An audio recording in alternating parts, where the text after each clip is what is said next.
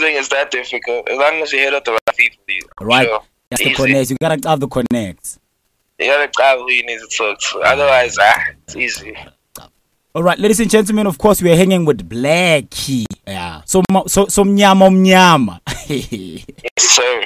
Holding it down straight up for the culture right here on Waking Big. Thank you so much, man, for taking time to have a chat with us. Yeah, man. Oh, I appreciate it. Thank you so much for having me on the show. Thanks. Shut up, bro. For those who don't know who Blxckie is, I don't know where you've been living, but Blxckie is a South African rapper, songwriter, and music producer. Blxckie is one of the most promising new age SA hip-hop rappers from Durban. He's popular for using soothing vocals on a range of beats, creating a fresh new sound. Blxckie is part of the rising musical movement Cloud Internet Boys. The CIB includes a group of Durban rappers who release music together and also share their take on trap music. The sound has been described as melodic trap with an edge. Yo, I like that. For sure. Yeah, take us through your sound in general. Why melodic trap, and what really I guess pushed you to gravitate towards making this particular sound?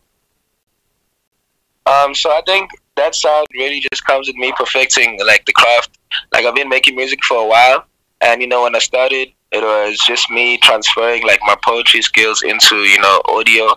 So I just used to rap a lot, and then as time went by, like I figured out it's gonna be better for me to just like try and sing a bit, but I wasn't really a singer. I just wanted to hear myself singing, you know what I mean? And there were tools like on FL and stuff like that, like autotune, that made it easier for me to learn how to sing.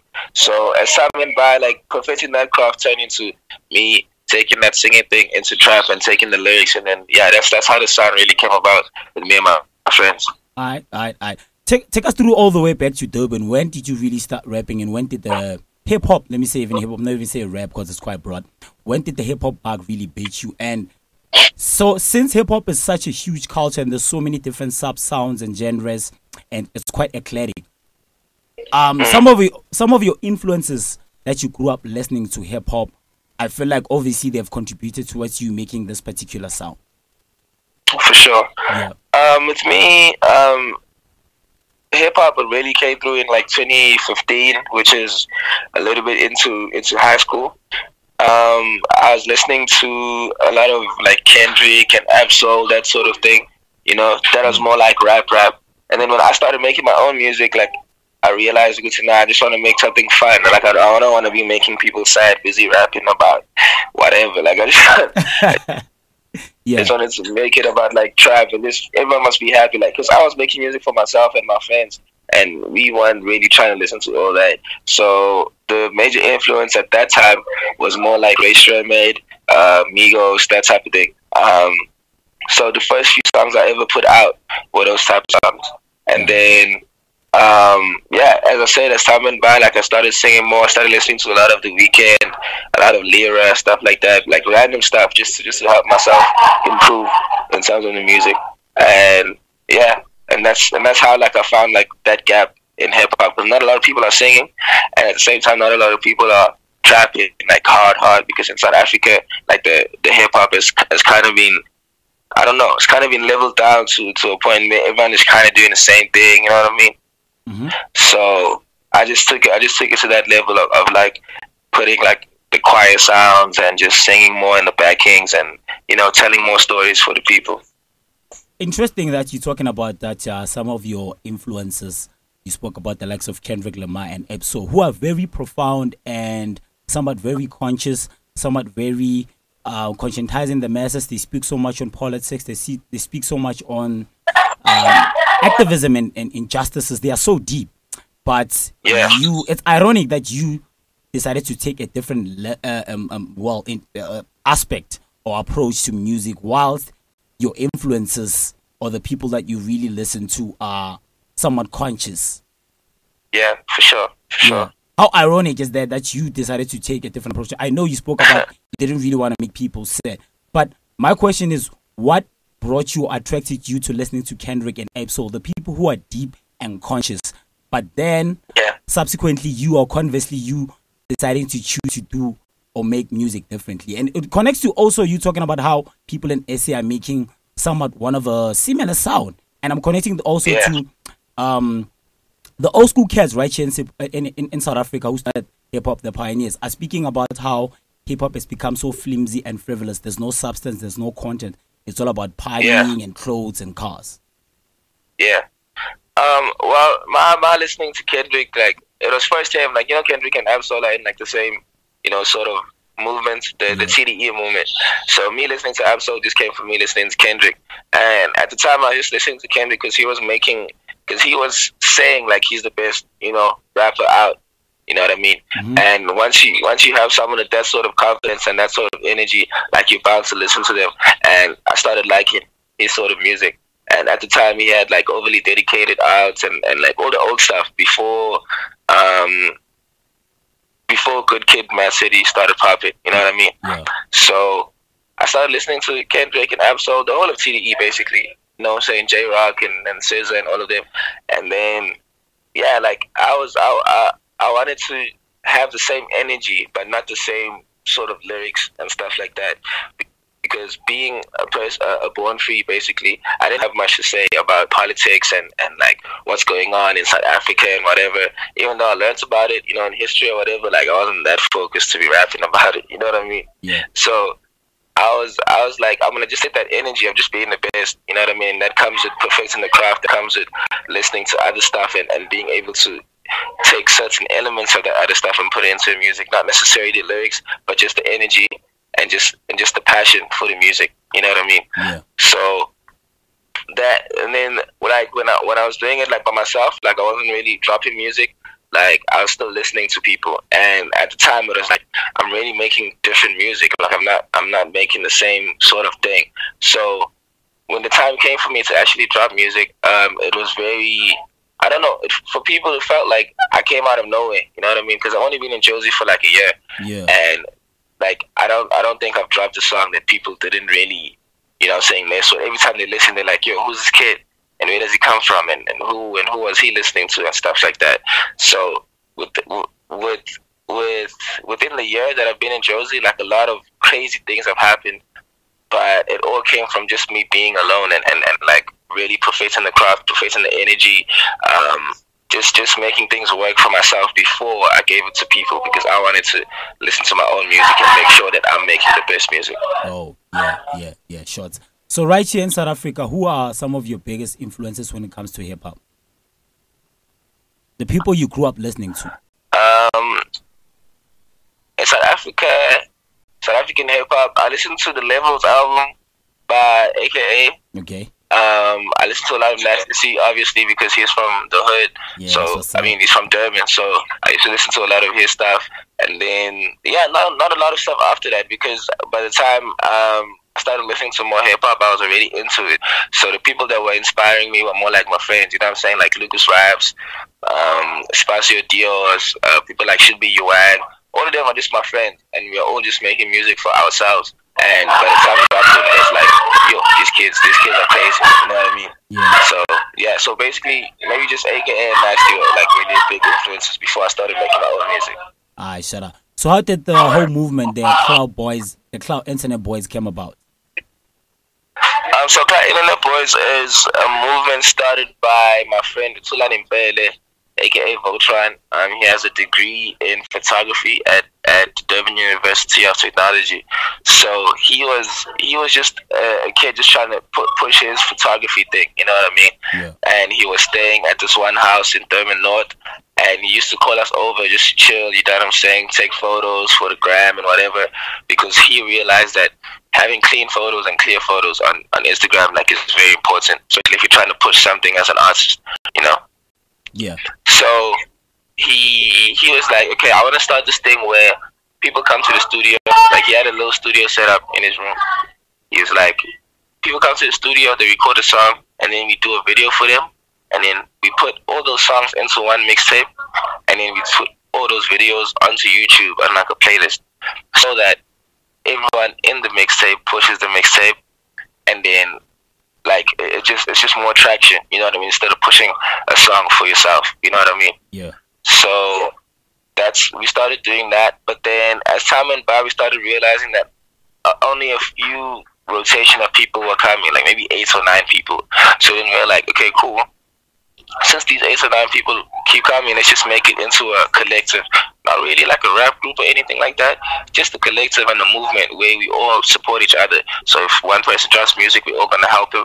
But we don't really drop music at once all together. You know what I mean? Yeah. So yeah, we made music together and all that, and then yeah, people started seeing the movement. Like Internet Boys was a thing. We dropped a few songs, and then, like the youth in Durban were really messing with that because no one was really rapping for them at the time. It was more like Zagwe and Duncan and stuff like that. And we were within, you know what I'm saying? We were still in high school making music for, you know, high school people. So it really caught on. And then we had like a WhatsApp group and stuff like that, and we used to interact with the fans. Yeah. And we found out that that was really important. And yeah, that's basically how Internet Boys started, and it's still the same. Well, it's cut down to like 6 people now, but it's still the same group of people, and it's still the same movement. We still do the same thing. Yeah. It's crazy how you're talking about you've been in Joburg only for a year, but so much has happened into your life. Yeah. Why Joburg? And do you feel like if you didn't move from Durban or KZN and came to Joburg, you were going to be this big? I feel like, okay, so first, why Joburg?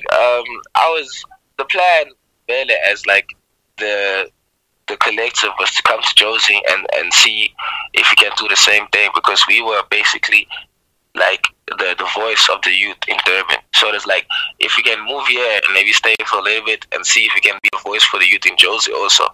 But that sort of didn't happen because we were still in high school, you know what I'm saying? Parents weren't cool with us just leaving and pursuing this sort of thing.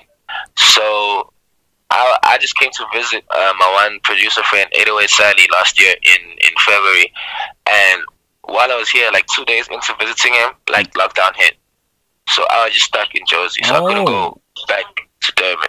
Yeah. So that happened, and then a few of our other friends came to lock down with us, because it wasn't like me being with just the producer wasn't really going to help like in the long run. So we were like, okay, Lucas Raps came over, Shibi Yuan came over, Young Saruno came over, you know what I mean? And we all just locked in, and you know, you couldn't really go outside, you couldn't really go to shows, couldn't really do anything else. So all we did was to stay in the studio and make music. And then that's where the whole movement actually started as Blxckie, because people started recognizing me from there, because they were already had their own names and they were pushing me as an artist also. So it was just cool to have that sort of friendship with them where they're able to do that sort of thing. Yeah. And yeah, then I went back to Durban after those, I don't know how many months it was, when they said it was going to be 21 days, and it became like a month and a bit. Yeah, I remember. So then I ended up going back to Durban, and yeah, and then the second time I came back, that's when we did the whole big time slapper thing or whatever. That's when the whole movement started. Right. Yeah. So what is it? I forgot the second question.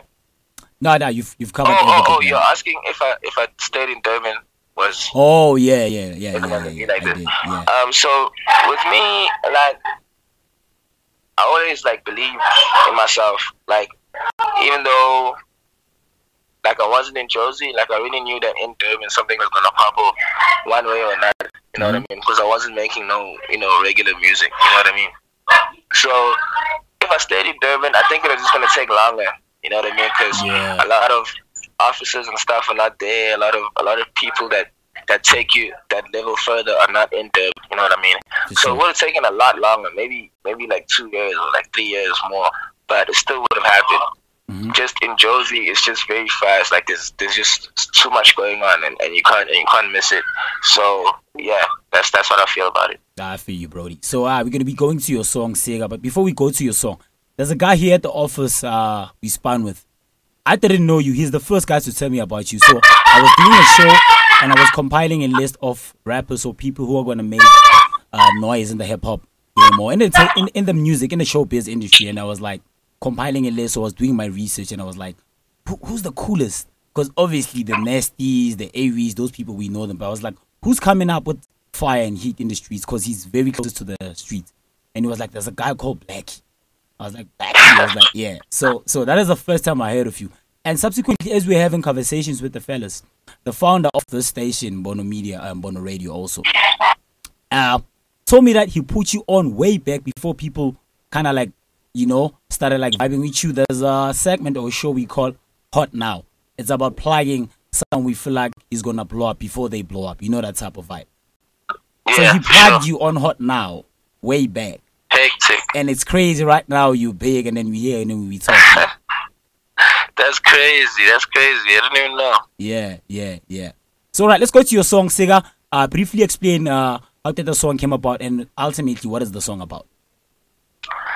So Siga is a song I've been not working on it. I really had the idea like since grade 10 or grade 11 while I was still in high school. I always wanted to make quite a song. Even though I was like a hip hop artist, I always wanted to make like a little mid-tempo song for the people.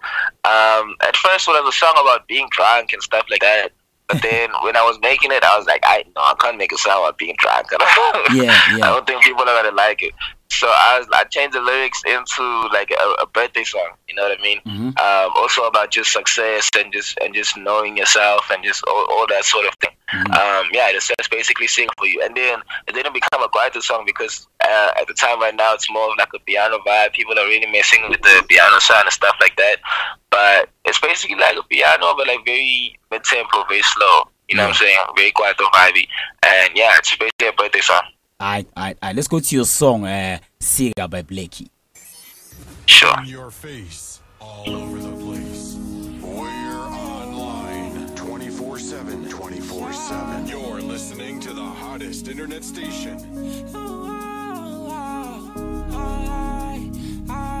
Yeah, that is Blxckie, the homie. Somnyama Omnyama doing the most right here on Wake and Bake Breakfast Show. Streaming live, of course, at www.mbonoradio.co.za. This is the coolest breakfast show in the diaspora and beyond. Wake and Bake. Hang with Blxckie, Somnyama Omnyama. We played you. Hey, the boys are going back there behind. Yo, Blxckie. Yo, what's up? I'm saying the homies are going back. Which homies? Your homies also, I can hear them. Oh no, they're in the kitchen having a conversation. Let me move actually. Alright, bro. There's a lot of noise. Yeah. Straight up, you're hanging with Blxckie. You guys can send in your voice notes or your comments. You're hanging with the coolest in the game now. He got that green platinum grill, and I was like, the money's coming through now. The chat is coming through, yeah. So yeah, take us through the making of the project before now.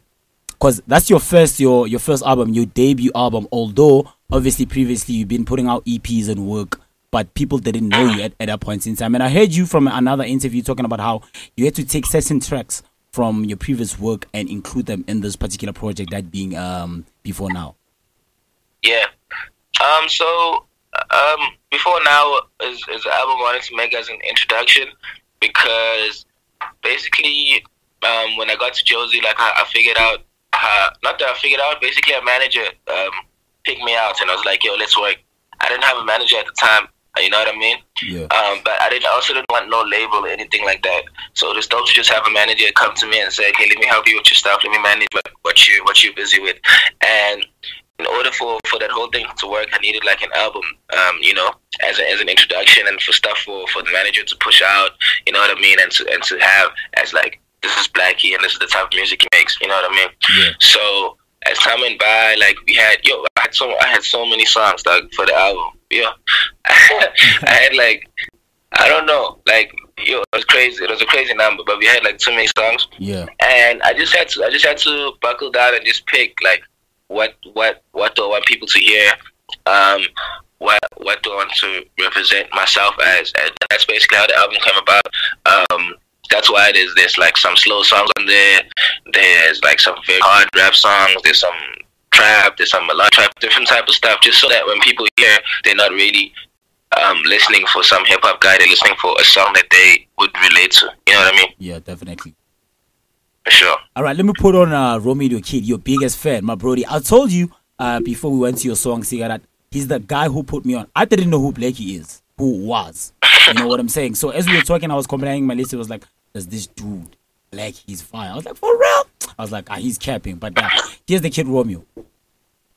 Yo, Blxckie. Yo, my brother, what's up? It's easy, dog. What's the level? I'm chilling. Yo, dog. What's your like favorite lyric? I like to know what people listen. You know, actually, right now I was actually listening to Siga right now, and then there's that line when you come in and you say "Kwazi kwamnandi ukuphumelela," and then this is and I'm like, yo, you know, that one actually hit home. That was crazy because that song was actually it's like direct relation to the Green Heart song. You know what I mean? Because in the Green Heart song, we're talking about like how I hope like if I ever leave this earth, like people know my music and stuff like that. Yeah. So yeah, I just wanted to make one of those deep songs, dog. By the way, I appreciate it. Yeah. Where you from? Sorry? Where you from? I'm actually from KZN, bro. South Coast. Hectic. Have you ever had my number? I had a guy named Romeo on my WhatsApp before. Nah, I've never, dog. I've never. Oh, alright, cool. I'm sure after this conversation, he's gonna get your numbers for sure. Yeah, that's the whole. We're hanging with. Shout out. All right. Yeah. Before now, take us through the making of the project before now, and also I'm connecting this to you making the smashing hit. Yeah. With Nasty and the whole process in terms of you trying to collaborate with Nasty, because I understand. Before you even made the song, you've been trying to get a hold of Nasty and spun with Nasty. Yeah, for sure. So I think before now is an album that came after the song. You know what I mean? Yeah. I wasn't really planning on having big features on the song because you know what I'm saying. As an artist, like I want to give people myself first before they even listen to me with other people. You know what I mean? Yeah. But the song with Nasty came about while I was still doing the big time slap around and people are still really trying to figure out who I am and what type of music I make. So before I came to Jozi, Nasty C had the Iverson tour in Durban, and that's the first time I actually saw him. But it wasn't like we were meeting up, like we didn't even greet each other. Basically he was doing rehearsals for his show, and I lived close with my friends, so we just went there. And it was weird because like he was actually like he had a rehearsal and then some random kids just pull up. How do they know where he did the rehearsal and stuff like that? Yeah. So it's just weird, dog. And my friends are all greeting him and stuff, and I was like, nah, I don't want to really greet him yet. I'll see like maybe later on. You know what I'm saying? If I ever get the opportunity to talk to him properly and whatever. So the opportunity finally came when I was here in Jozi, and he booked me and Lucas Raps for his Suleiman Some Power tour. Yeah. And we were there, and then he was like telling me that like, yo, he's proud of me, like from Durban, making it out here, you know what I'm saying? Yeah, and he was like, if I ever need something, you know what I'm saying, even if it's not music, just like some advice or whatever, just to speak, like I should hit him up. And yeah, I had the song, we did it like at night and whatever, so I sent it to him at like, I don't know, I think it was like 3 a.m. or something. I sent him a voice note of the song, and I was like, yo, this is the song I'm trying to do. And 2 days later, he was like, yo, let's do it. And then I sent him the song. And then, yeah, within another 2 days, the song was done and was ready. But then I kept it because I don't think people are ready to have me have, like, such a big feature. You know what I mean? Yeah. And I didn't want to rush things. So I was like, okay, let's make this album. And then we'll have the song as, like, a single from the album. Yeah. And, yeah, that's just how everything came about. All right. Let's talk about your song, Hold. What about the song? Because it sounds like very sentimental, and it's like you were talking about relationship stuff. Yeah. I mean, people that know Blxckie, like know that I always have time to make like very slow songs, very romantic songs. You know what I mean? Yeah. Because I'm trying to tell everybody's story. You know what I mean? And not everyone is, you know, in the streets all the time, trapping or whatever. Some people are just, you know, in love and they love their girl or whatever. So I was like, for the album, I need to show that side of me also. So I made that song with my boy Chrysler and Hogan. Mm-hmm. Yeah, it was a song we made in like, I don't know, maybe in like 3 or 4 hours. And it was something I needed to make. Obviously, it relates to what I was going through or whatever, but most of the time when I make music, I'm making it for the people and what they want to hear. Yeah. So, yeah. All right. Romeo, do you have another question for Blxckie? This is your time, my bro. Shine.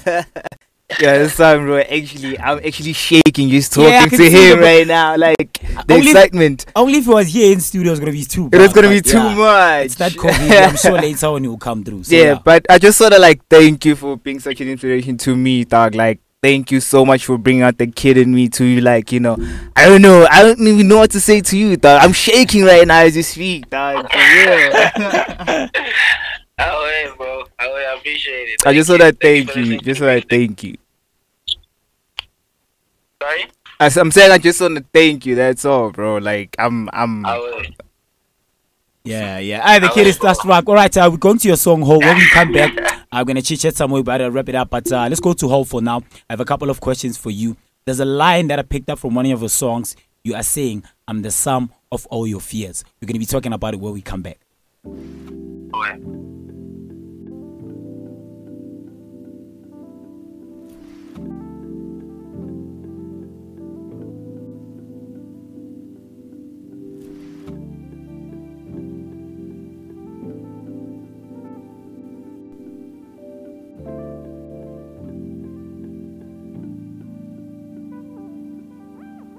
I've been going through something, girl, console me.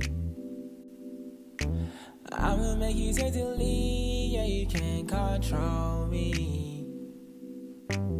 If you're not right by my side, where will I go?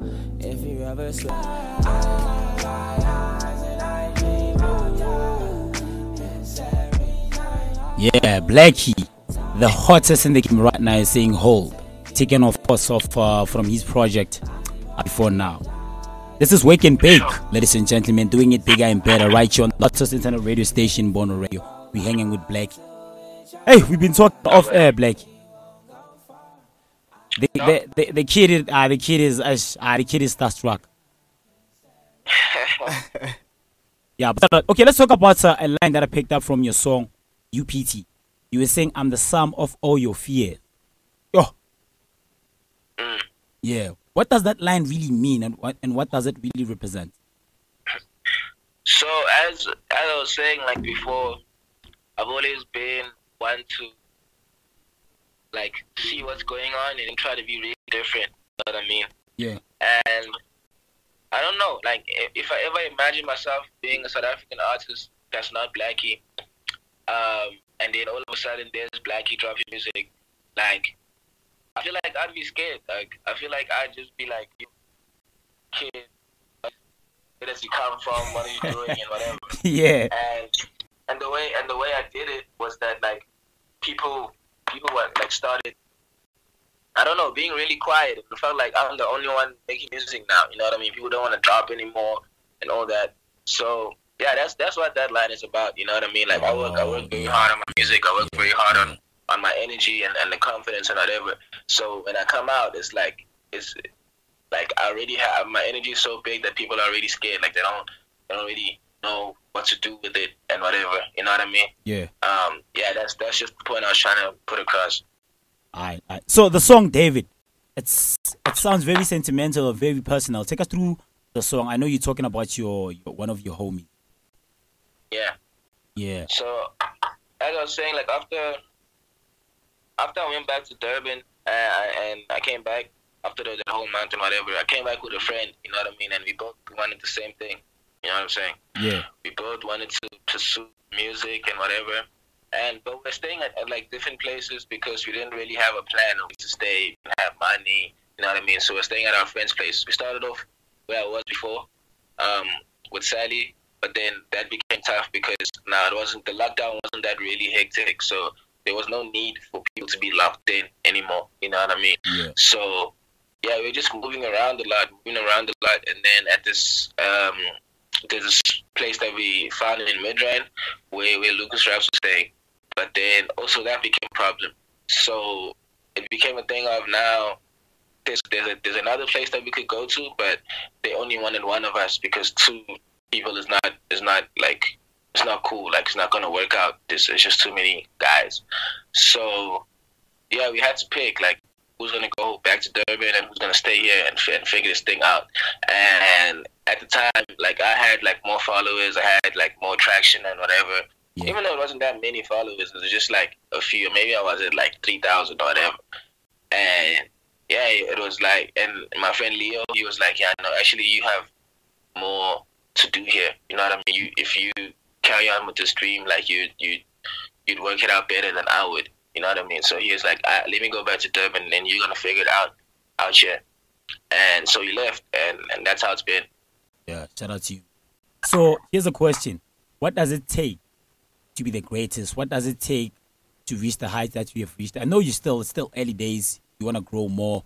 I mean, the world is your oyster and stuff like that. But I'm asking this also on behalf of Romy, a person who says they really look up to you to inspire them. What does it take to be Blxckie? What does it take to reach the level that you've reached? From putting in the work to pushing yourself to working on yourself, on your confidence. You spoke about self-belief, that you really believe in yourself. Even if you were not to move to Joburg, you were still in Durban, you were going to eventually become successful. But of course, the process was going to maybe slightly longer because of Joburg is, of course, the city of gold, the city of hustlers. So what is your advice to people who really look up to Blxckie? What does it really take? Because from afar, it may seem as it's quite easy. You just go to studio, you make music, and then if you are dope, you got the lyrics, you got the bars, you got the melody, you're going to eventually pop. So, I think patience is like very important. You know what I mean? Patience and knowing yourself, because a lot of people think like you drop one song and then everything just goes crazy. Everyone loves you and whatever. But there's a lot of stuff that goes into that one song. You know what I mean? You have to have a lot of songs before that people have never heard before. That's just for you, and for you to figure out what you're trying to do, for you to figure out what's your space in the game. You know what I mean? Without people's reactions or whatever. So that thing could take a while. You know what I mean? Like recording yourself and like just being in your own space for a while, just listening to your own music and seeing if you really like it or you only like it because it's yours. You know what I mean? So you sit in that space, you figure it out, even if it takes, I don't know, a year or 2 years without you dropping music. You just figure it out until you really like, okay, no, this music is really what it's about. This I like this song, not because it's mine, but because it's a dope song and I made it. And yeah, then when the time is right, you drop your music, and even that's gonna take its own while because people still have to get used to your own sound and all that. But as long as you're patient and you know your space and you know your goal, then yeah. So it's all about just patience and just working on your craft as much as you can. Yeah. Yeah, I hear you. Sure. I hear you, bro. That's the level right there. Okay. Also, how does it feel to be Blxckie right now, and also to hear people like Romy the Kid who really vibe with you? And I wish you could have been right here in the studio just to capture the moment, the essence of things, the quintessence of things, to see how shaken he is. How do you feel when you meet people who really love you? You know, there's people who vibe with your music who are like, oh, this kid is really dope. But there's people who really, you know, idolize and iconize you. Well, it's like, I don't know, it feels good because like I know how to speak to, you know what I'm saying, fans. I've been a fan of like music for the longest time, and I always imagine like if I ever got the chance to speak to Nasty when I wanted to speak to him, or if maybe I was part of like a radio interview and then they tell me to go speak to Nasty, like I always imagine like how I would react and how I would want Nasty to react and stuff like that. So that's how I see it, you know what I mean? I've been a fan of music for the longest time, and I always realize that like sometimes they don't have time, like artists and celebrities don't really have time to really be compassionate and listen to their fans and see what the fans want and what the fans are feeling, you know what I mean? Yeah. But I took it upon myself, Uzi, like I have to know, like I have to look at all the comments, I have to look at all the DMs.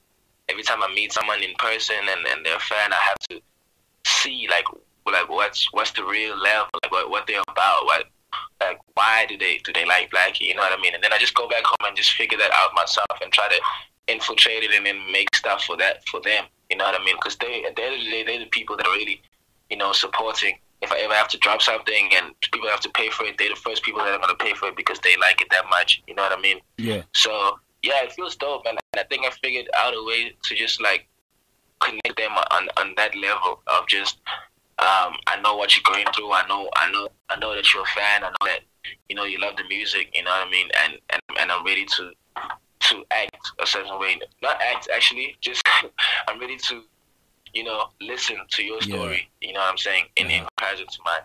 All right. Before we let you go, I have 2 more questions.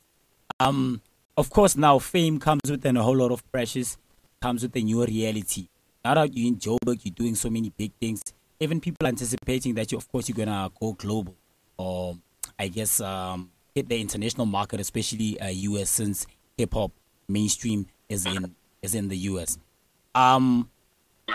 The pressure that comes with being at this level, and also I'm trying to be lighthearted with this conversation. The girls, have you ever met a girl that you've always had a crush on in the media space, a celebrity back in the day when you were still Blxckie in high school, and now that you're famous, you're going around in awards or places, and just the vibe and the spaces you meet these people? Have you ever met a girl that you once had a crush on? And in general, how's the response from the girls? I mean, I have met a lot of girls that like I used to watch on TV. Even just like girls, just in general, just like people that I used to like in my hood and whatever, and like in Durban. And I don't know, man. It's not. Sometimes they say like you can't like meet your idols because you might get disappointed. Yeah, I mean? That's up. I think it's the same thing with girls. Like you can't really have a conversation with your crush, because then maybe you might just get disappointed and then you won't be your crush anymore. You know what I mean? Yeah. So I'll figure that out like every time. Not every time actually, but then like most times, like when I finally meet someone, it's like you're not really the person I thought you're going to be. You know what I mean? But yeah, they do give good energy. A lot of them give positive energy, and I'm cool with that. Yeah. All right. I see you. But how difficult is it to differentiate between a person who's authentic? I'm talking about it from a context of relationship. Now that you're famous, first and foremost, are you in a relationship, or if you're not, how difficult is it to tell if a girl is authentic? Because obviously, man, there's clouds. You're all over the space. People are talking about Blxckie. How can you differentiate that? This one. Which one is this one right now? Nah, me, I have a girl right now. I'm chilling. I'm tired. You tired? He says he's tired. I'm tired. I have to find one. Just chill. It's rough out here. Yeah. And how important is it to have a person that you can rely on, like one partner, and then you and chill? Especially because if there's so many things happening, you can lose focus and just start focusing on so many negative things. How important to have a partner, someone you share deep stuff with, someone who calms you down, and someone you share the vision. Yeah, like as you were saying, like it gets very hard to like differentiate between someone that's here just because you're popping, or you know what I'm saying, that's here for you. You know what I mean? Yeah. But I don't think it's about finding out about that person. It's about finding out about yourself. So what type of person do you want? You know what I mean? Because the person that's there for the cloud might be the one. You know what I mean? Yeah. And like you have to be the one to like sift it out and see like being with them is like, is it working out? Even though they're here for what you have, you know what I'm saying? Maybe you're able to provide what you have, and that's what you're about. Or if that's not what you want, then you know what I'm saying, you find someone that's not there for what you have. But I feel like it's very important to like stay grounded down, because like I don't know, girls in Jozi is just hectic. Like, it's bad. Yeah, it's bad, Uber. Like, Yeah. So to find someone that really relates to you and knows what you're about, that you can, you know what I'm saying, talk to whenever, it's important. There's I don't think there's anything more important than having someone, like, even if it's not a girlfriend or whatever, just like an older brother or like an OG that's always there for you, you know what I'm saying, when you need some advice about what's going on. Even if they're not famous or whatever, just someone that's going to tell you to like, no, dog, relax, it's not even that hectic, you can do this, whatever. Yeah, you need that, especially when you're in a space like this. Definitely. So now let's talk about education before we wrap it up. You studied psychology. How has that contributed to you, making you a better artist and a better person in general? Because I feel like when I'm listening to your interview and as we are talking, you spoke about when you made the song Siga. You are quite conscious. You tend to really introspect things. You are very self-conscious, and you think about a lot of things. You don't just put out work because you were like, the song might be too derogatory or too, ratchet or stuff, or people might misconstrue the message that I'm trying to say. Let me tone it down or find a better way to construct the words or the bars. So how has psychology and education helped you to become a better artist and a better person in general? So in psychology, you learn a lot about yourself, and at the same time, you learn a lot about other people and how to interact with them and stuff like that. So with me, like, psychology helped with just having a different perspective with the music, because the basic perspective is that you make music, you drop it, and then if people like it, it'll catch on. But with psychology, I learned, like, you have to make music that, like, you have to, like, be the third person, basically. After you make a song, you have to listen to it and be like, I'm not Blxckie right now, I'm someone else, and I'm listening to this song, and how do I feel about it before you even put it out, you know what I mean? Because things aren't really as they seem, you know what I mean? Yeah. On TV and whatever, like, you always watch movies about someone that dropped a song and then it pops. Like, that's really not how it works. Like, there's like so much work that goes into it, you know what I mean? Yeah. And with me, I just think about that whole thing, dog, and like, most of the time when people think this way, like, it takes very long for them to actually put out their music because they're very insecure about it and whatever. But that's where the psychology comes in. Like, it just made everything faster. Like, my thinking process is different. The way I see music, the way I see my music going out is very different. And yeah, that's what it taught me. A lot of introspection and a lot of just knowing other people and knowing what my music is gonna do before I even drop it. Yeah, shout out to you. Okay, we're letting you go. Between David and yeah. Which one do you go with? Yo, that's a hard one. Yeah. I think I'd have to go with yeah, because it's the anthem. Right. I saw your performance the other time before lockdown. You were in. It wasn't. Durban with Nasty. Yeah. Yo. It was really lit. bark, bruh. It was really bark. Yeah. The song is a smashing hit. It's definitely an anthem. Thank you so much. Appreciate it. Yeah. Shout out to you. What would you like to say in parting to the fans and the people who really vibe with Blxckie? What does the future hold subsequently now moving forward? Are you looking into, I guess, infiltrating the US or the international market? And especially now that internet is at the forefront of everything, it's kind of like we are competing at an international or global market by default. So yeah, I mean, as Blxckie, like, I always want to give people more. You know what I mean? Just the main thing that people should look out for is just, like, different versions of myself. You know what I mean? Also, just better videos, like, because the music is going really crazy. I also want to, like, show people that, like, the videos can also be that crazy and it can be on that level without me being in the US or whatever. And then as time goes by, you know what I'm saying, trying to cross the borders, trying to hit Nigeria and whatever other African countries, because I see there are some fans, you know what I'm saying, in those type of areas. And yeah, man, I just want to give people what they really want. And I've always told people to, like, tell me, like, DM me and tell me, like, yo, this is what we need right now. And I'll look at it and see if I can fit it into the schedule and fit it into what I'm doing in the future.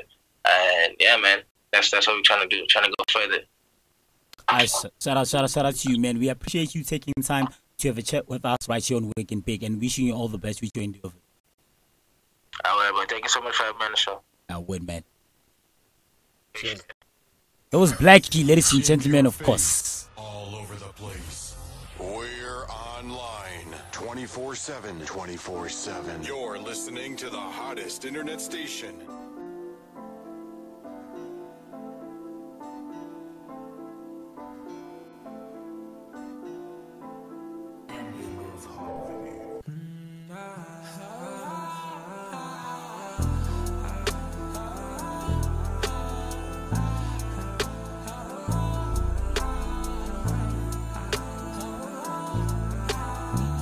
You can pay, not a nigga you can pay, not a nigga you can pay, not a nigga you can pay, not a nigga you can pay, not a nigga